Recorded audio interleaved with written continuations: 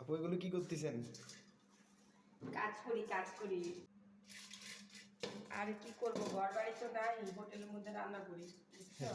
খিচুড়ি রান্না করতেছি, তারপর একটু ডিম সিদ্ধ করছি, আলু সিদ্ধ করছি, ওখানে রাখলাম। এই যে একটু সালাদও বানাবো, আর একটু খিচুড়ির জন্য আলু, গাজর, আর এই যে কাটাকুটি করছি, মরিচ টালতেছি ভর্তা বানানোর জন্য। এই আর কি, মেয়েটাকে খাওয়া রাত্রের জন্য, সেহরির জন্য। বলেন আমি রান্না করছি বলেন। না, এই যা আচ্ছা আচ্ছা আচ্ছা, ঠিক আছে, না না না না না না না, ভাইরাল করে দিই। দাও ভর্তা দাও। আপু নাও, সালাদ হইলে কিন্তু আর কিছু লাগে না, তাই না?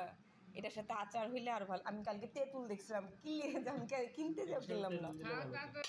হ্যাঁ দেখাই খাই ভালো আছেনি ভাইয়া? এগুলো নিব, হ্যাঁ অবশ্যই। বদনাম হইলে আবার কইও, হ্যাঁ, যে ভালো হয় নাই। আপনি আনছেন ভালো তো হবেই। না রে ভাই, গটি বাটি ছাড়া রান্না করছি।